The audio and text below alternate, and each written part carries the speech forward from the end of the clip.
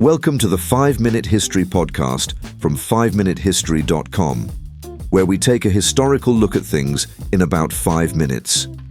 If you enjoy the show and would like to support us, please consider buying us a coffee. Head on over to 5minutehistory.com/coffee to see how. This is episode 87, The History of Theatre. Theatre has been an essential part of human culture for thousands of years. It's one of our oldest storytelling traditions, blending performance, emotion, and spectacle to reflect and explore the human experience. From sacred rituals to Broadway blockbusters, the story of theatre is as dramatic and captivating as the plays it brings to life. Our journey begins in ancient Egypt and Mesopotamia, where early forms of theatrical performance were closely tied to religious ceremonies. These ritual enactments were often dramatic reenactments of myths, seasonal changes, and royal achievements. In Egypt, performances might take place in temples or open-air spaces involving priests and community members. These weren't plays in the modern sense, but they set the foundation for performance as a communal and symbolic act. Some scholars even point to the Abydos Passion Play, a ritual drama performed annually, as one of the earliest examples of theatre. In ancient Greece, around the 6th century BCE, theatre evolved into a formal art form. Public festivals like the Dionysia in Athens featured competitions among playwrights, with audiences of thousands. These performances were held in grand amphitheatres carved into hillsides, offering superb acoustics and visibility. Greek tragedies by Aeschylus, Sophocles, and Euripides explored human suffering, fate, and the will of the gods, often centered around heroic or mythological figures. Comedies, particularly those by Aristophanes, lampooned politics, social norms, and other playwrights, establishing satire as a staple of theatrical tradition. Greek theatre introduced key elements we still see today: structured dialogue, dramatic tension, moral questioning, and ensemble performance. The chorus served both as a narrative device and a reflection of societal conscience. Masks allowed actors to switch roles and amplify expressions, helping communicate to vast audiences. These innovations created a format that would influence centuries of performance to come. As Greek influence spread, the Romans adopted and adapted theatrical traditions. Roman theatre emphasized entertainment over philosophy, focusing on slapstick humor, farce, and grand spectacle.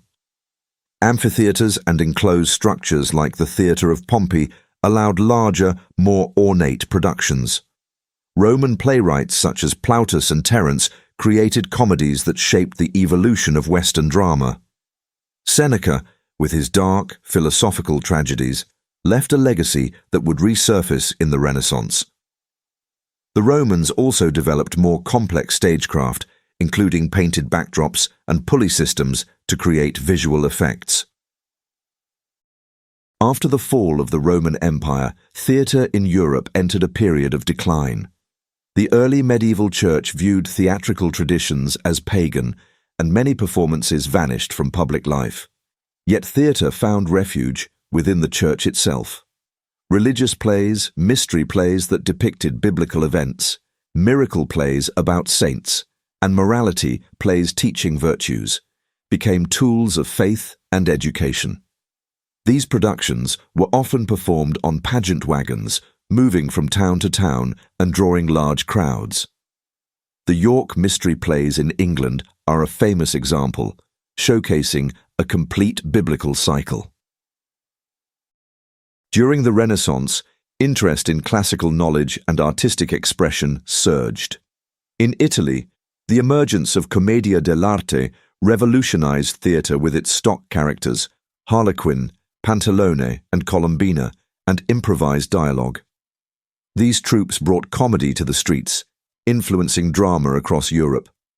Performers relied on masks, physical comedy, and swift timing to keep audiences engaged. In England, the Elizabethan era blossomed with the rise of professional playhouses like the Globe. William Shakespeare emerged as the era's towering figure, crafting a legacy of tragedy, comedy, and history that continues to inspire centuries later. His plays delved into universal themes of power, love, jealousy, and ambition, making them enduringly relevant. The 17th and 18th centuries brought changes in formality and structure. In France, playwrights like Racine and Molière developed tightly constructed dramas and comedies that mirrored the courtly sophistication of Louis XIV's reign. Racine's tragedies adhered to classical unities of time, place, and action, while Molière's comedies skewered pretension and hypocrisy with wit and charm. In Spain, the golden age of theatre saw giants like Lope de Vega and Calderón de la Barca produce hundreds of plays for public consumption. These playwrights often wrote on themes of honour, duty, and religious devotion. Theatre's popularity grew across all classes, and dedicated buildings were constructed to reflect its growing importance. In Germany, the Sturm und Drang movement in the late 18th century laid the groundwork for Romanticism. This ushered in an era of intense emotion, rebellion against reason, and the celebration of nature and the individual. Theatre became a vehicle for philosophical and emotional expression, rather than mere entertainment.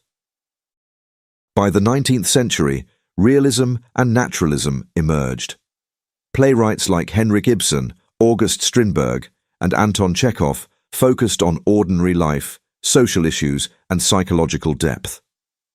These productions aimed to present the world as it was, using detailed sets, complex characters, and natural dialogue. Ibsen's A Doll's House famously challenged gender norms and sparked conversations about women's rights. Meanwhile, Chekhov's subtle storytelling revealed the disillusionment and quiet struggles of the Russian middle class. The 20th century saw theatre splinter into multiple directions. Expressionism and absurdism challenged realism, reflecting disillusionment in the wake of global conflict. Bertolt Brecht's epic theatre encouraged audiences to think critically rather than emotionally engage. His use of alienation techniques, like breaking the fourth wall and interjecting commentary, sought to prevent passive consumption.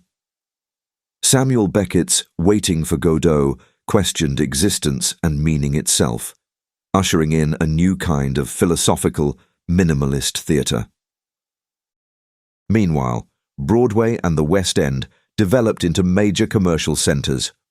Musicals like Showboat, My Fair Lady, Les Miserables, and The Lion King brought theatrical storytelling to mass audiences through music, choreography, and spectacle. Directors and choreographers such as Bob Fosse, Jerome Robbins, and Stephen Sondheim became household names. Musical theatre evolved into a powerful art form capable of conveying emotion, narrative, and social commentary in a uniquely accessible way. Around the world, theatre flourished in distinctive forms. In India, traditional Sanskrit theatre like Kathakali fused dance, storytelling, and music.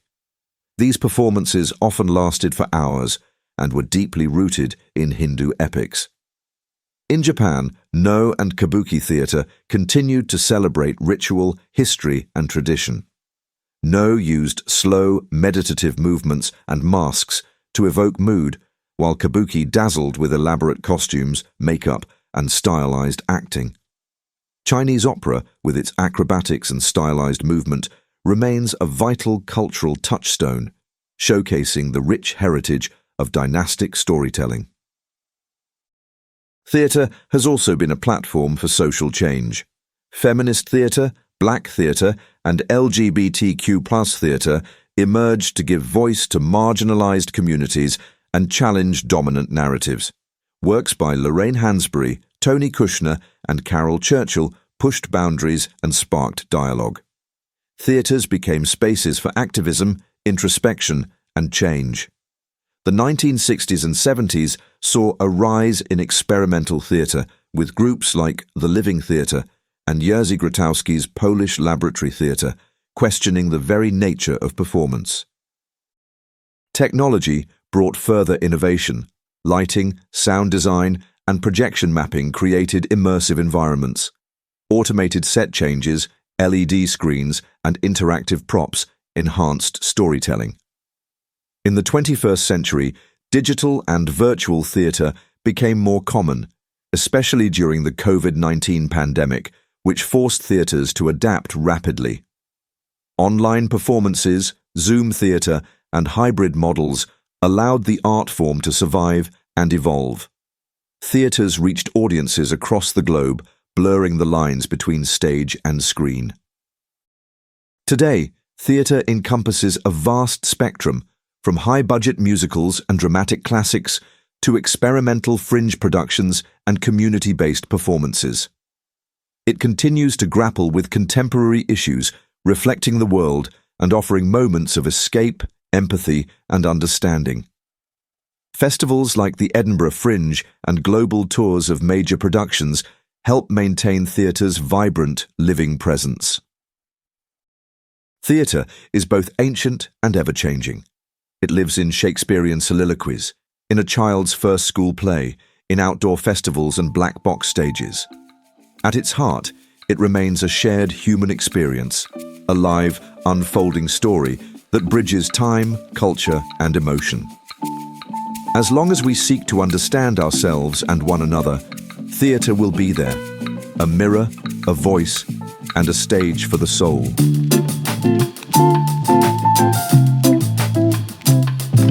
Thanks for listening to the 5-Minute History podcast from 5minutehistory.com. If you enjoy the show and would like to support us, please leave us a review wherever you get your podcasts, and don't forget to subscribe so you don't miss any future episodes. If you would like to support us more directly, then please consider buying us a coffee. Head on over to 5minutehistory.com/coffee to see how. You may also be interested in our other 5-minute podcasts, which you can find at 5minuteproductions.com. Thanks for listening, and I'll see you next time.